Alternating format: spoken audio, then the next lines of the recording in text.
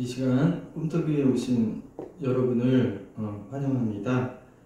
우리 이 시간 함께 찬양 드리겠습니다. 우리 먼저 형제의 모습 속에라는 찬양으로 서로 축복하겠습니다.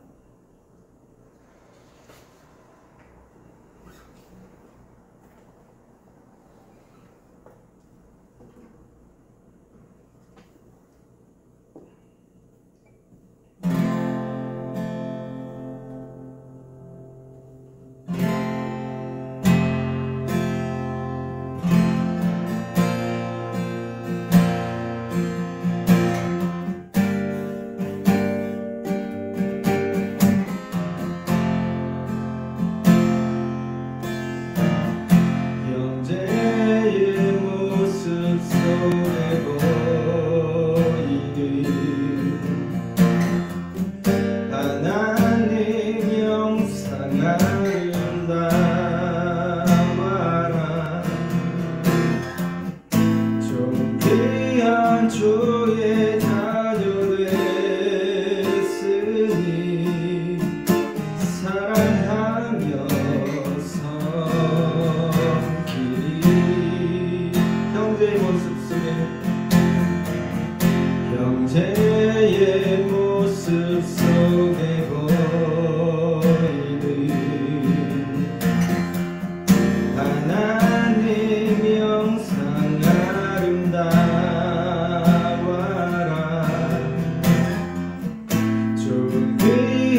주의 자녀 됐으니 사랑하며 섬기리. 자매의 모습 속에 자매의 모습 속에 보이는 하나님 영상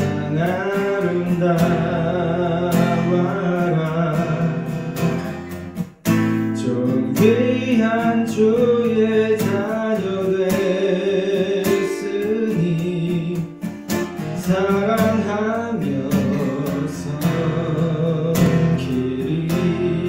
한 번 더요. 자매의 모습 속에 자매의 모습 속에 보이는 하나님 영상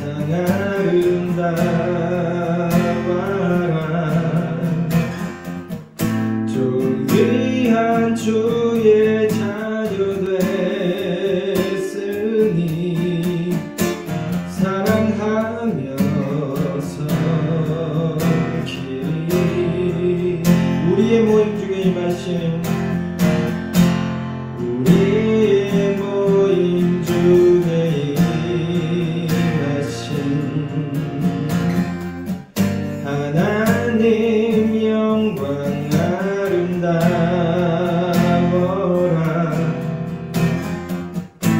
존귀한 왕이 여기 계시니 사랑하며 섬기리.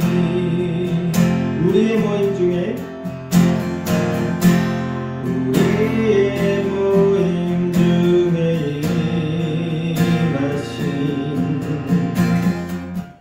하나님 영광 아름다워라.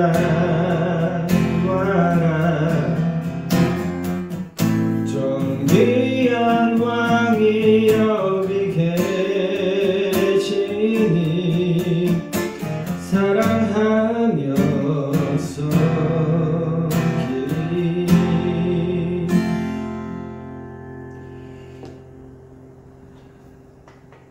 아멘. 우리 이 시간 나주님의 기쁨 되기 원하네. 그리고 모든 상황 속에서 우리 두 찬양 들을 건데요. 우리의 마음을 다하는 고백의 시간 되기를 원합니다.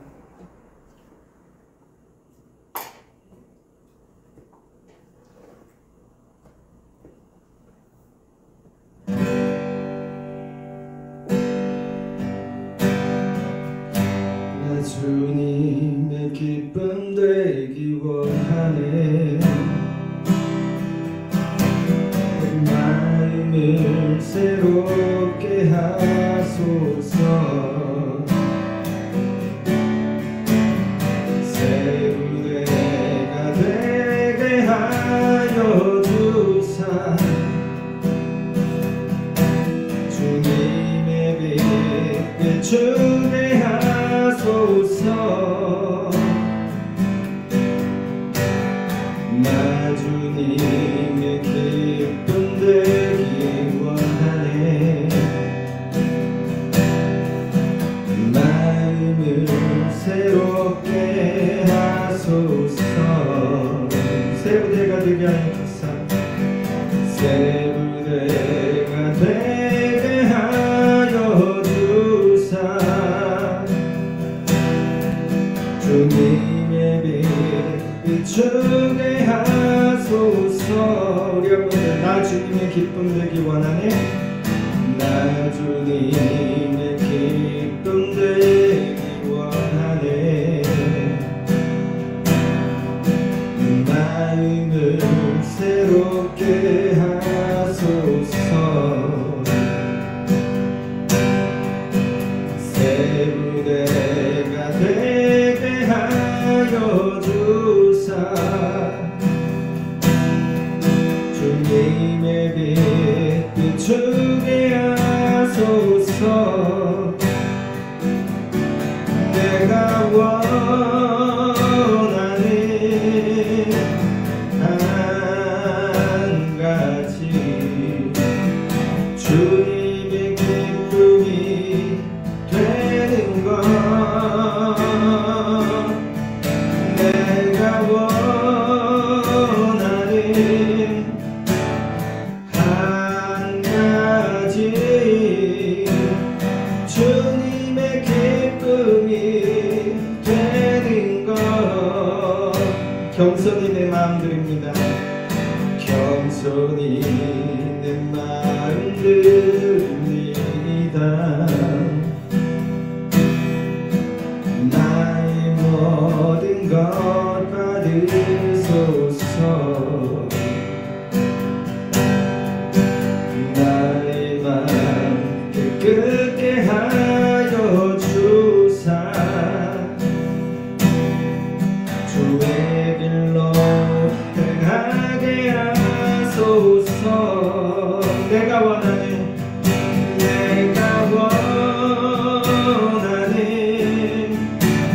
한 가지 주님의 기쁨이 되는 것.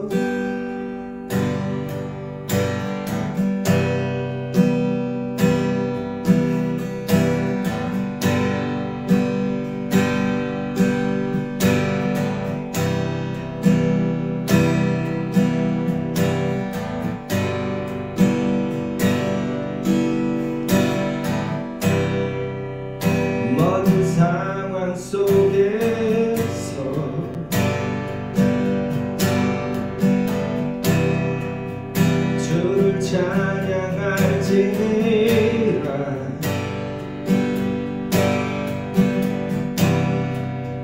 주는 너희 큰 산길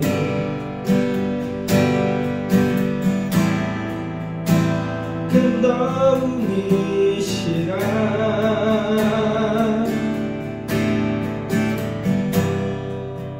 주의 얼굴 구할 때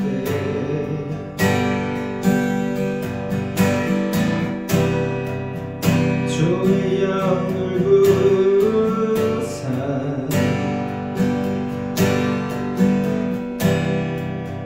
계신 사랑 안에서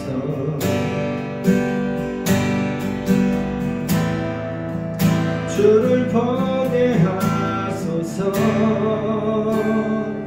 모든 상황 속에서 모든 상황 속에서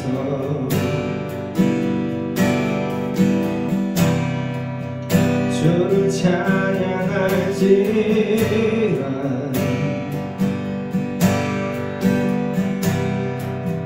주는 너의 큰 산길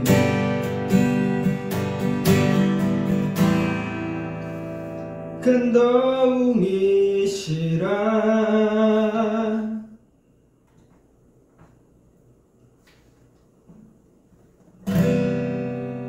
주의 얼굴 구할 때 주의 영을 구사 주의 영을 구사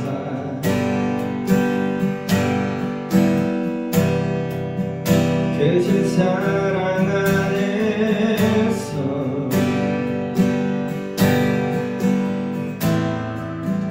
주를 보게 하소서.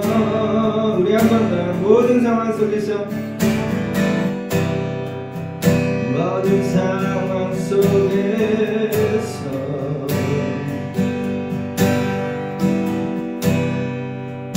주를 찬양할지라.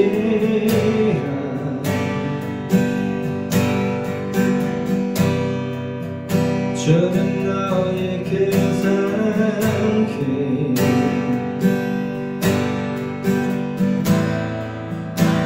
큰 도움이시라.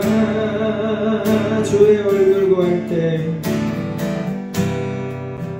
주의 얼굴 구할 때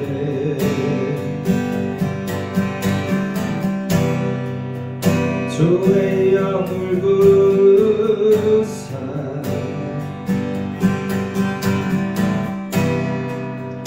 계신 사랑 안에서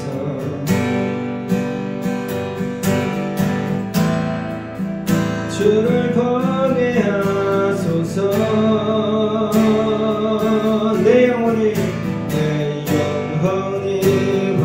확정되고 확정되어 싸우니 믿음에 눈들어 주를 바라봅니다. 내 영혼이 확정되고 확정되어 싸우니 믿음에 눈들어 주를 바라봅니다. 모든 상황 속에서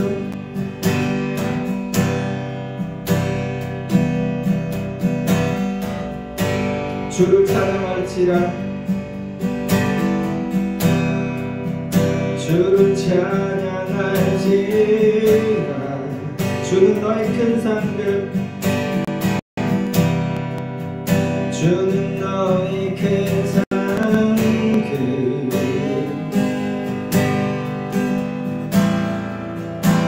큰 도움이시라. 주의 얼굴 구할 때 주의 얼굴 구할 때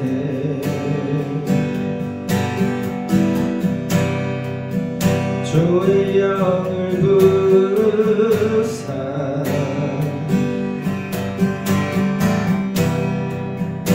되실 사랑 안에서 주를 보게 하소서. 주를 보게 하소서. 내 영혼이 확정되고 확정되어 싸우니 믿음에 눈들어 주를 바라봅니다. 내 영혼이 확정되고 확정되어 싸우니 믿음에 눈들어 주를 바라봅니다. 내 영혼이 확정되고 내 영혼이 확정되고 확정되어 싸우니 믿음에 눈들어 주를 바라봅니다. 내 영혼이 확정되고 확정되어 싸우니 믿음에 눈들어 주를 바라봅니다. 내 영혼이 확정되고 확정되어 싸우니 내 영혼이 확정되고 확정되어 싸우니 믿음에 눈들어 주를 바라봅니다. 내 영혼이 확정되고 확정되어 싸우니 믿음에 눈들어 주를 바라봅니다. 아멘.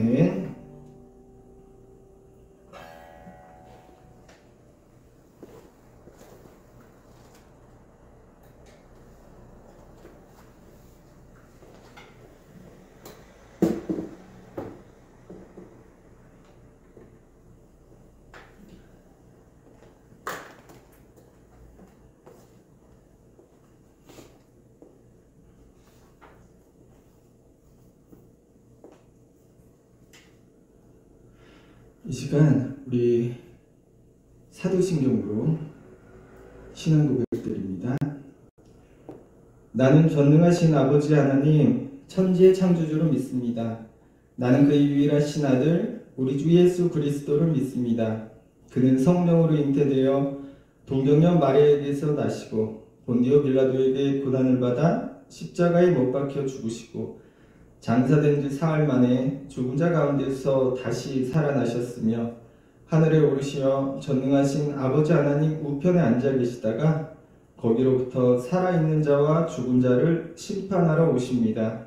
나는 성령을 믿으며 거룩한 공교회와 성도의 교제와 죄를 용서받는 것과 몸의 부활과 영생을 믿습니다. 아멘. 찬송가 214장 나 주의 도움 받고자 함께 찬송 부르겠습니다.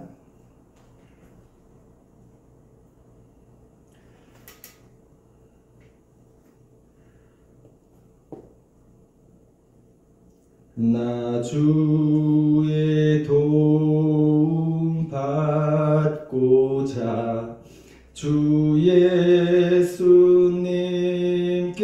빕니다. 그 구원 허락하시사 날 받아 주소서. 내 모습 이대로 주 받아 주소서. 날 위해 돌아가신 주 날 받아 주소서. 큰 죄에 빠져 영죽을 날 위해 피 흘렸으니 주 형상대로 빚으사 날 받아주소서.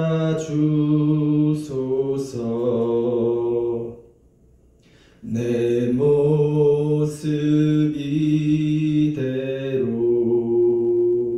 주 받아주소서.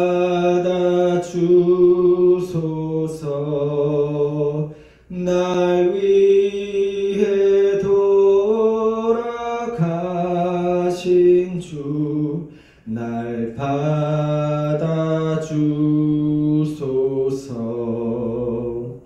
내 힘과 결심 약하여 늘 깨어지기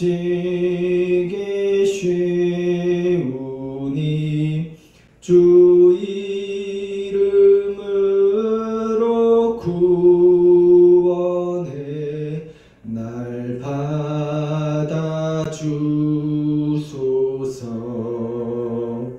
내 모습 이대로 주 받아주소서. 날 위해 돌아가신 주 날 받아주소서.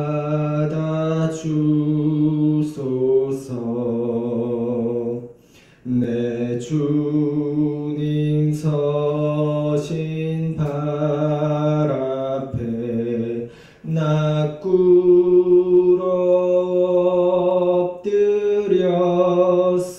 엎드렸으니 그 크신 역사 이루게 날 받아주소서. 내 모습 이대로 주 받아주소서.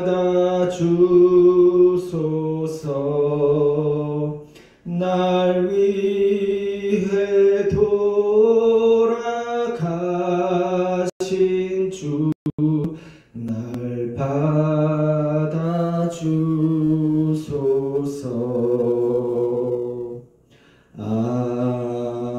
아멘.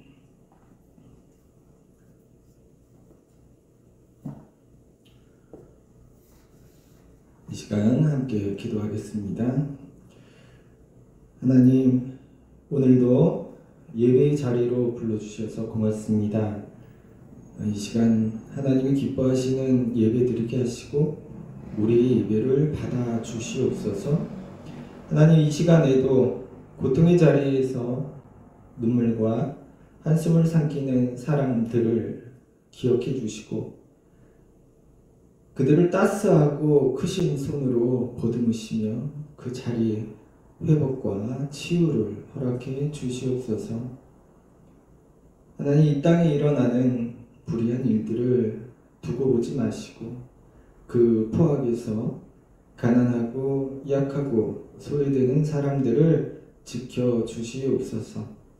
하나님, 이 꿈터교회가 예수님이 핏값으로 사신 교회답게 일하게 하시고 하나님이 바라보시는 곳을 바라보며 예수께서 걸으신 자취를 따라가게 하여 주시옵소서. 하나님, 우리의 연약함을 아시오니 성령으로 주장하시고 인도하여 주시옵소서. 예수님 이름으로 기도합니다. 아멘. 교회 소식은 주보를 참조해 주시기 바랍니다. 오늘 우리에게 주신 하나님 말씀은 마가복음 11장 15절에서 18절 말씀입니다. 마가복음 11장 15절에서 18절 말씀입니다. 우리 함께 하나님 말씀을 보겠습니다. 그들이 예루살렘에 들어가니라. 예수께서 성전에 들어가사 성전 안에서 매매하는 자들을 내쫓으시며 돈 바꾸는 자들의 상과 비둘기 파는 자들의 의자를 둘러 엎으시며 아무나 물건을 가지고 성전 안으로 지나다님을 허락하지 아니하시고 이에 가르쳐 이르시되 기록된 바 내 집은 만민이 기도하는 집이라 칭함을 받으리라고 하지 아니하였느냐. 너희는 강도의 소굴을 만들었도다 하시매 대제사장들과 서기관들이 듣고 예수를 어떻게 죽일까 하고 꾀하니 이는 무리가 다 그의 교훈을 놀랍게 여김으로 그를 두려워함일러라. 아멘. 이 시간 국가의 불의를 보고 예수님이 하신 일이란 제목으로 말씀을 전합니다.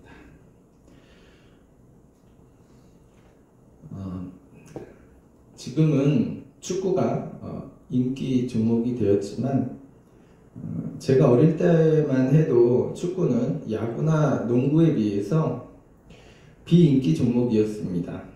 그런데 온 국민이 축구에 열광할 때가 있었습니다.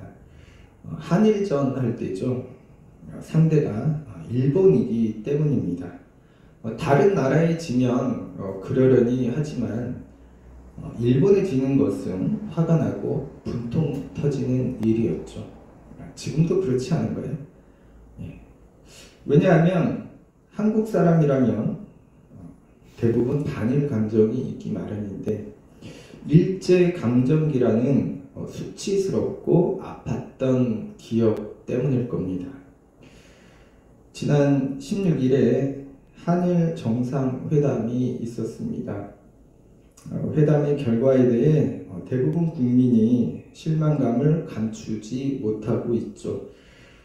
절망감에 빠진 우리 국민과는 달리 일본에서는 자기들의 승리를 자축하고 있습니다.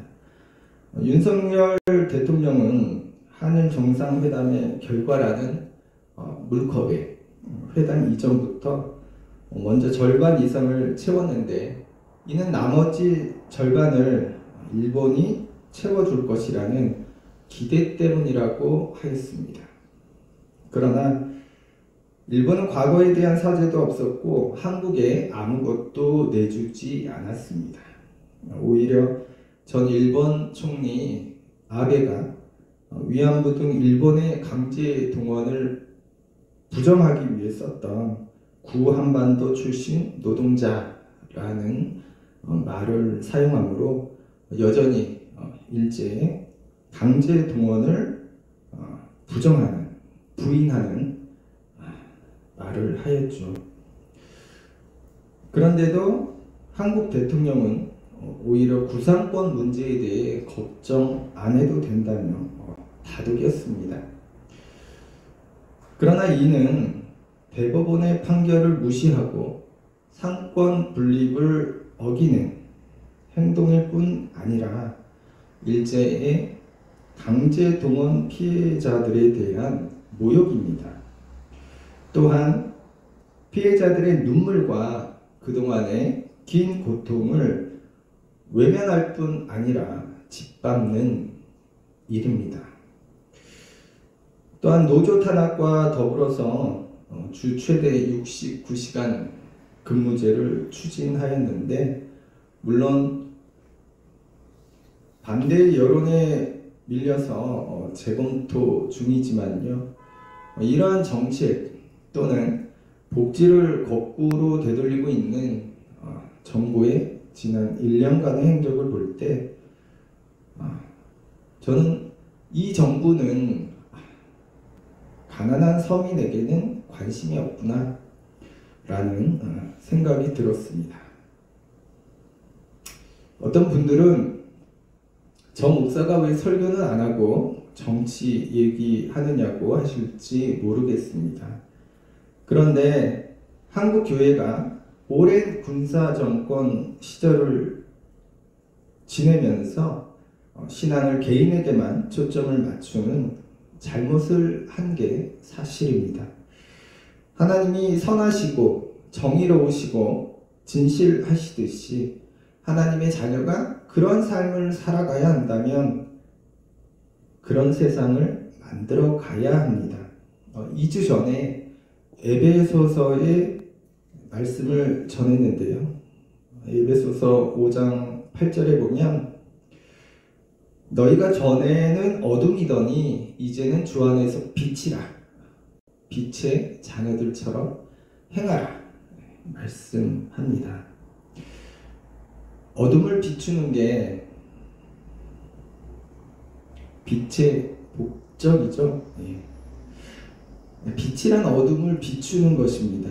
내가 빛이라면 그 빛은 내 안에 감추어지면 안 됩니다. 빛은 어둠을 향해 곧 불의한 세상을 비춰야 하죠. 어둠을 비추지 못하는 그것을 빛이라 할 수 없겠죠. 자, 그렇다면 빛의 자녀로 살아간다는 게 뭐겠습니까? 그러니까 우리가 빛의 자녀로 살아가는 일은 나만 착하고 의롭게 진실하게 사는 것이 아니라 그렇지 못한 세상을 선하고 정의로운 또 진실한 곳으로 바꿔가는 일입니다. 예수님을 볼까요? 예수님이 일하신 것은 공생애라는 3년의 세월입니다. 그런데 그 시간 동안 예수님은 개인뿐만 아니라 무리를 향해 말씀하시며 가르치셨는데요.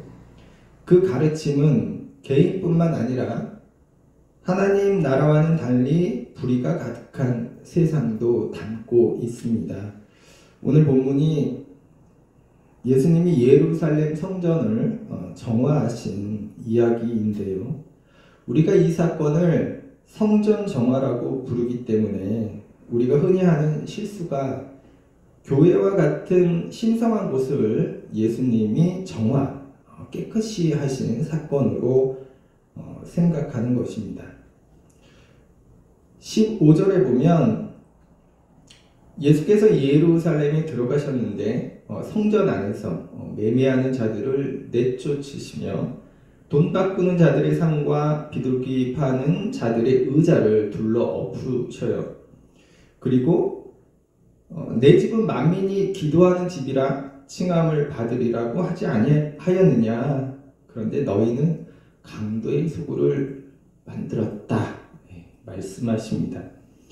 제가 어릴 때 교회에서 장사하면 안 된다는 말씀을 들었는데 그게 성전 정화 사건을 문자적으로 보았기 때문이죠.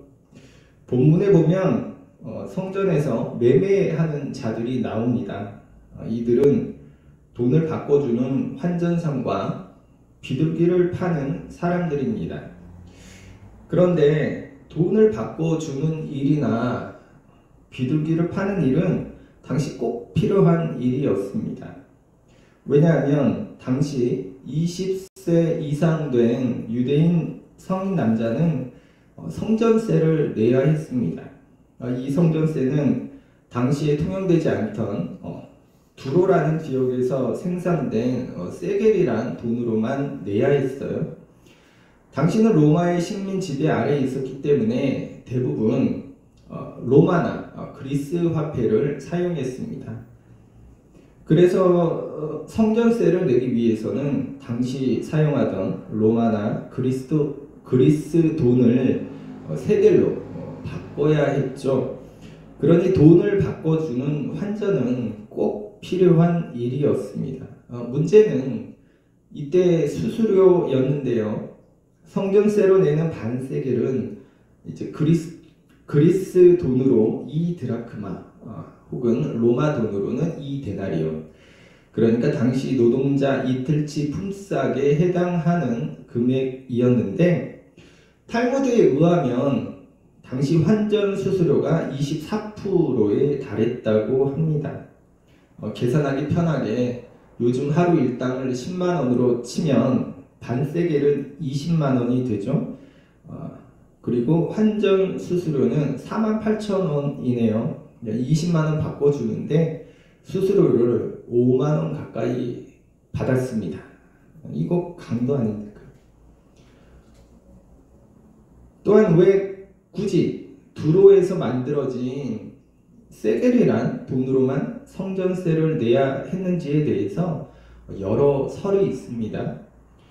당시 은화 중에 두로의 세겔이 가장 많은 은으로 된 더 나은 은전이었기 때문이란 설득력 있는 주장도 있습니다. 자, 비둘기를 비롯한 제사를 위한 제물로 쓰일 송아지나 양과 같은 동물을 파는 일도 필요했는데요.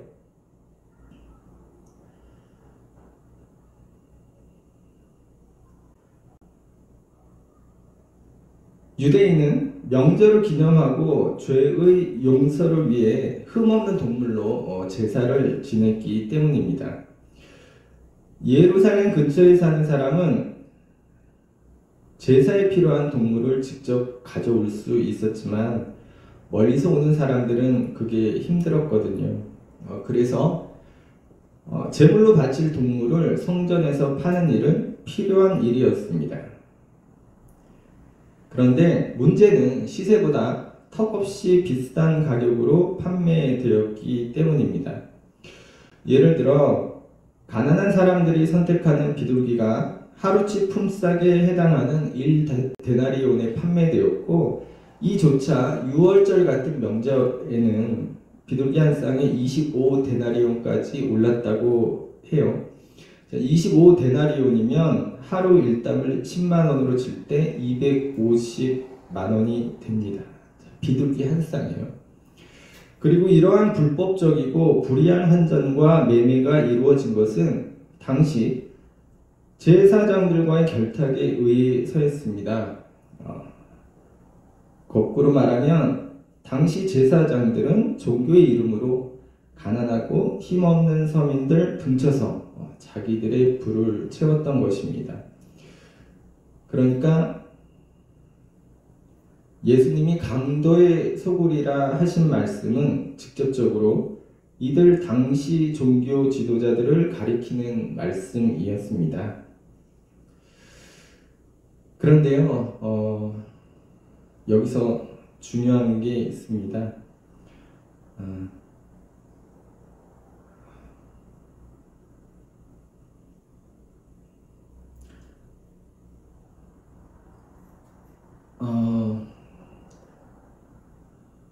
방송으로 예배 드리시는 분들과 죄송한데 제가 이 콘센트 연결을 안 해서 죄송합니다.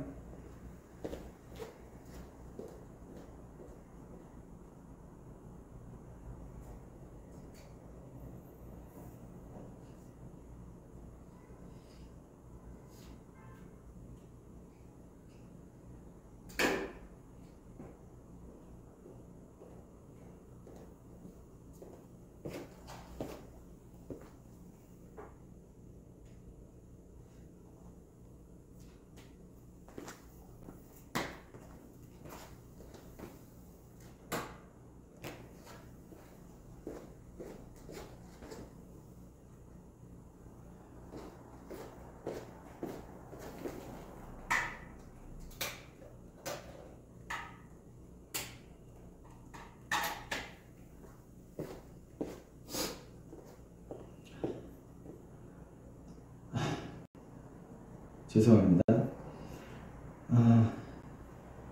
그런데요, 여기서 이제 중요한 게 있습니다. 여기까지 보면 당시 종교 지도자들이 타락했었구나 라고 끝낼 수 있기 때문인데요. 마가복음 14장 53절 그리고 55절 말씀을 보겠습니다. 그들이 예수를 끌고 대제사장에게로 가니 대제사장들과 장로들과 서기관들이 다 모이더라. 대제사장들과 온 공회가 예수를 죽이려고 그를 칠 증거를 찾되 얻지 못하니. 예수님이 잡히신 후에 대제사장 가야바의 집으로 끌려가셨는데 거기 장로들과 서기관들이 모입니다.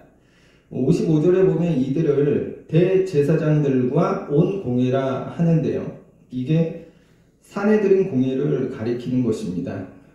사내들인 공회란 입법, 사법, 행정을 담당하던 당시 유대 자치 기구인데요.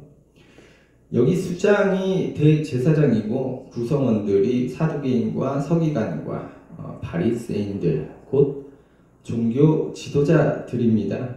그러니까 당시 종교 지도자란 단순히 종교인이 아니라 오늘날로 치면 정치인, 또 정부, 또 검찰이고 법원이었습니다. 이들은 예수님 시대 최고 권력자들이었고 나라의 지도자들이었어요. 그러니까 예수님 성전 정화 사건으로 돌아가서 불법적이고 불이한 환전과 매매를 통해 가난한 서민들 등쳐먹은 게 단순히 종교인 몇몇이 아니라 당시 최고 권력자들이, 나라의 지도자들이, 정부가, 검찰이, 법원이 그랬다는 거예요. 이거는요, 곧 국가가 국민을 등쳐먹었다는 겁니다. 그런데 예수님 시대가 어떤 시절이었습니까? 당시 인구의 80% 이상이 한 끼 식사를 걱정해야 했던 극빈층이었습니다. 이들의 등을 쳐먹은 거예요. 이들에게 간도질한 거예요. 누가요? 그들을 지켜주고 보살펴줄 그들의 지도자들이, 곧 국가가 말입니다. 우리는 예수님의 성전 정화 사건을 제대로 볼 필요가 있어요. 예수님의 성전 정화 사건은 단순히 성전 안에서 장사한 것 때문도 아니고 일부 종교인들의 타락 때문도 아니었습니다. 예수님의 분노는 바로 그들, 나라의 지도자들, 곧 불의한 정부, 불의한 국가에 대한 분노였습니다. 예수님의 처형 방식을 보아도 예수님이 죽으신 것이 정치적인 이유 때문임을 알 수 있는데요. 본래 십자가형은 노예들에게 사용되었습니다. 로마는 이 사용 제도를 정치범들, 그러니까 로마에게 반기를 드는 자들에 대한 처형 방법으로 사용합니다. 예수님이 종교적 이유로 사용되었다면 그 방식은 돌로 쳐 죽이는 것이어야 했어요. 그게 종교범을 사용하는 방식이기 때문이에요. 그런데 예수님은 십자가형으로 돌아가셨거든요. 정치범 사용 방식으로 말입니다. 또 여기서 중요한 것이 있는데요. 바로 이 성전 정화 사건은 예수님이 죽으시게 되는 이유가 됩니다. 오늘 본문 18절 말씀입니다. 대제사장들과 서기관들이 듣고 예수를 어떻게 죽일까 하고 꾀하니 이는 무리가 다 그의 교훈을 놀랍게 여김으로 그를 두려워함일러라. 대제사장들과 서기관들, 곧 사내들인 공회, 그러니까 당시 유대 정부가 예수님을 어떻게 죽일까, 없애버릴까 방도를 모의합니다. 왜냐하면 예수님은 단지 성전 정화만을 하신 것이 아니라 사람들에게 가르치세요. 그리고 사람들이 예수님의 가르치심에 놀랍니다. 이를 보고 사내들인 공회가, 곧 유대 정부가 두려워합니다. 이것이 그들이 예수님을 죽이기로 작정한 이유입니다. 예수님의 가르침에 사람들이 반응하는 것 말입니다. 자, 그렇다면 예수님이 사람들에게 무엇을 가르치셨기에 유대 정부가 그것을 두려워했을까? 성경에 그 내용은 나오지 않습니다. 그렇지만 우리가 추론해 볼 수는 있겠죠. 그 내용이 착하게 살아야 한다, 기도 열심히 해야 한다, 예배 빼먹지 마라, 뭐 이런 내용은 분명 아니었을 겁니다.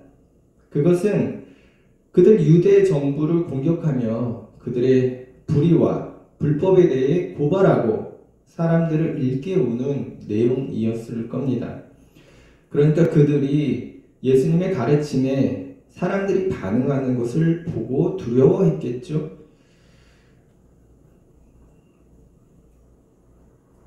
예수님의 가르침에 사람들이 놀랐다고 하는데요. 여기서 놀라다라는 말이 충돌하다라는 뜻이 있습니다. 그러니까 사람들이 예수님의 말씀을 듣고 놀랐다는 것은 그들이 알고 있던 것과 예수님이 알려주시는 것이 서로 충돌했다는 거예요.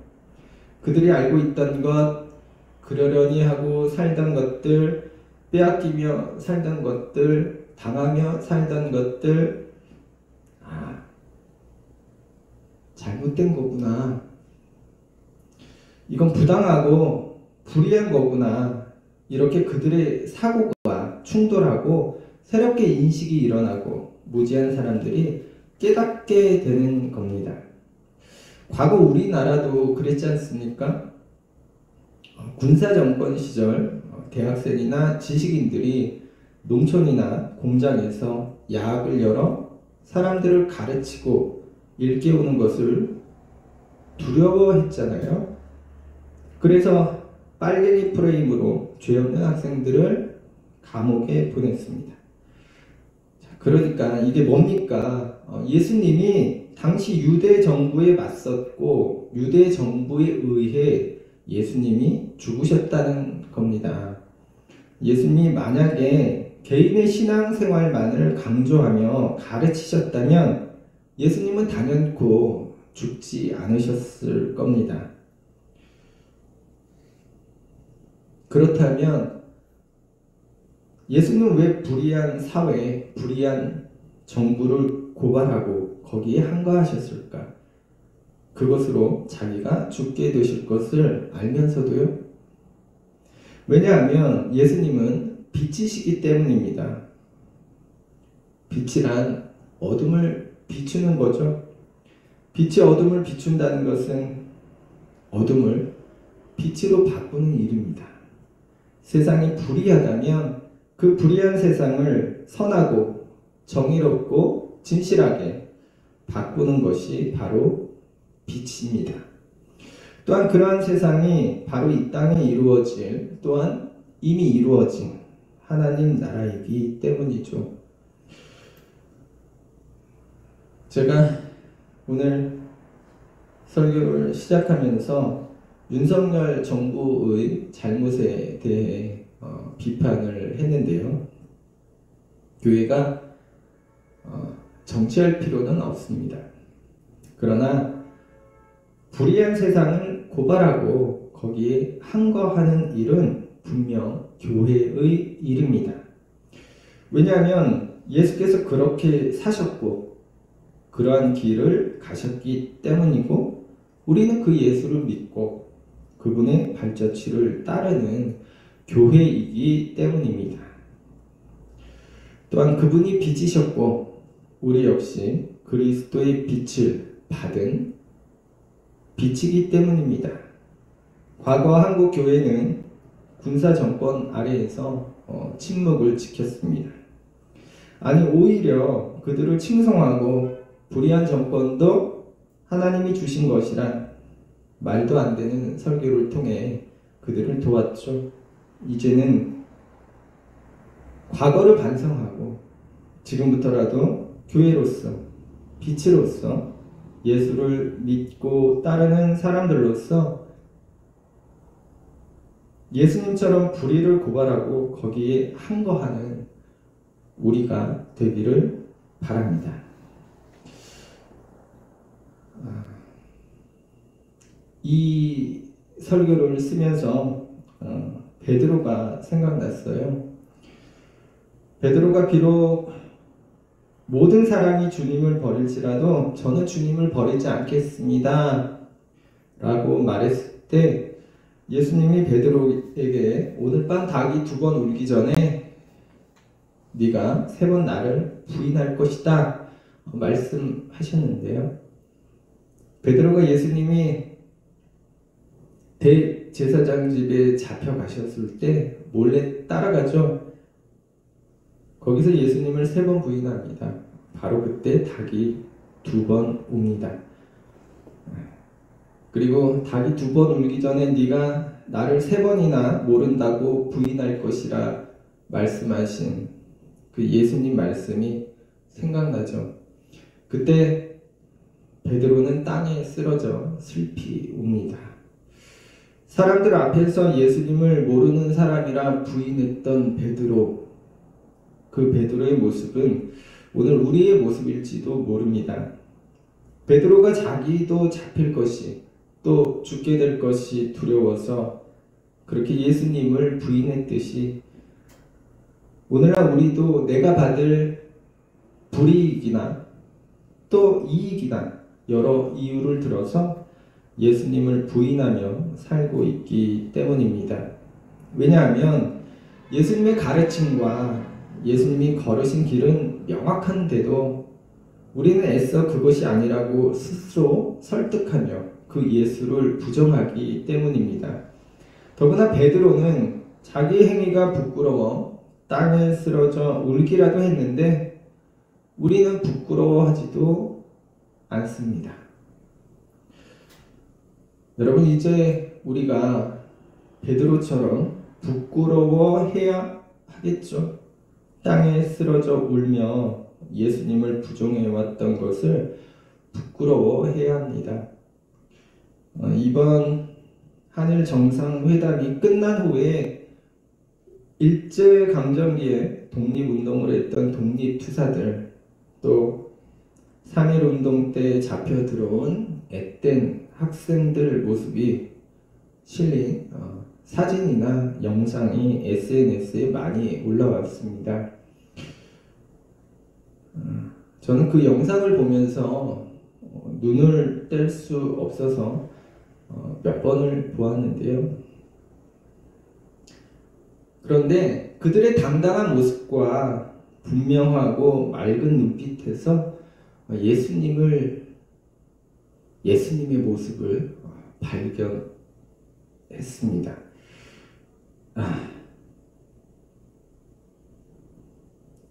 우리나라의 예수님들이구나, 그런 생각을 했어요. 또 어떤 분들 제 말을 오해할까봐 베드로전서 2장 21절 말씀을 보겠습니다. 이를 위하여 너희가 부르심을 받았으니 그리스도도 너희를 위하여 고난을 받으사 너희에게 분을 끼쳐 그 자취를 따라오게 하려 하셨느니라. 베드로전서 2장 21절은 예수님이 고난받으신 이유에 대해 우리에게 본을 보이시고 우리도 그 예수의 자취를 따라가게 하시기 위함이라 설명합니다. 그렇게 예수의 자취를 따라가는 사람들, 시대의 또 다른 예수가 아닐까요? 그렇게 작은 예수들은 암울한 시대마다 예수님의 자취를 따라갔고 세상을 비추는 빛으로 어둠을 밝혀왔습니다. 제가 아직도 이 책을 읽지는 않았는데요. 쿠오바디스에 보면 예수님을 3번 부인했던 베드로가 이제 로마 교회의 수장이 되잖아요. 그런데 황제의 박해가 심해져서 베드로가 도망을 갑니다. 베드로가 이렇게 열심히 도망가고 있는데 저기서 예수님이 어디로 가시는 거예요. 그 예수님을 발견하고 베드로가 쿠오바디스 도미네, 주여 어디로 가시나이까? 라고 묻죠. 그때 예수님이 뭐라 하세요? 네가 안 죽으니까 내가 다시 한번 십자가에 매달리러 간다. 그래서 베드로가 로마로 가서 십자가에 매달립니다. 그것도 거꾸로. 예수님을 부인했던, 3번이나 부인했던 그 베드로가 결국 예수님의 자취를 따라갑니다.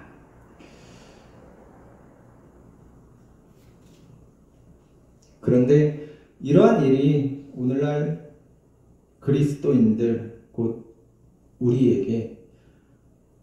우리에게도 여전히 요구하시는 하나님의 뜻이 아닐까 싶습니다. 기도하겠습니다. 하나님, 이 땅에 불의에 침묵해왔던 나의 모습을 발견합니다. 그런데도 내가 교회라고 예수 믿는다고 하는 모양이 꼭 베드로가 예수님을 부인했던 모습 같습니다. 이제라도 예수께서 피값으로 사신 교회답게 예수님 발자취 따라가는 내가 되기 원합니다. 이 시대에 작은 예수들이 많이 생겨나기 바라고 그 중에 한 명이 내가 되기를 바랍니다. 다만 우리 연약함을 아시오니 성령으로 주장하시고 인도하여 주시옵소서. 예수님 이름으로 기도합니다. 아멘.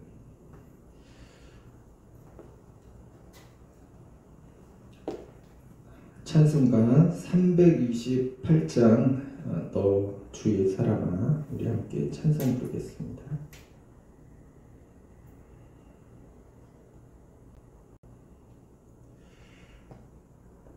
너 주의 사랑아, 헛된 일 버리고 마음과 뜻과 힘 다해 왕의 왕 섬기라.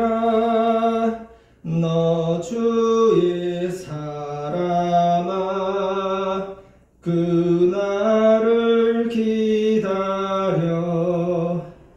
죄악의 밤을 이기고 새 아침 맞으라. 너 주의 사랑아, 교회는 부른다. 할 일이 많고 많으니 다 나와 일하라. 너 주의 사랑아, 충성을 다하여 십자가 높이 들고서 발자취 따르라. 아멘. 하늘에 계신 우리 아버지, 아버지의 이름을 거룩하게 하시며 아버지의 나라가 오게 하시며 아버지의 뜻이 하늘에서와 같이 땅에서도 이루어지게 하소서. 오늘 우리에게 일용할 양식을 주시고 우리가 우리에게 잘못한 사람을 용서하여 준 것 같이 우리 죄를 용서하여 주시고 우리를 시험에 빠지지 않게 하시고 악에서 구하소서. 나라와 권능과 영광이 영원히 아버지의 것입니다. 아멘.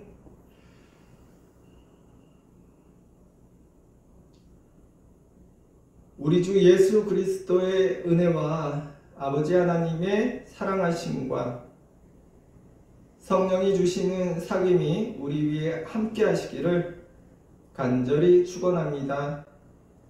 아멘.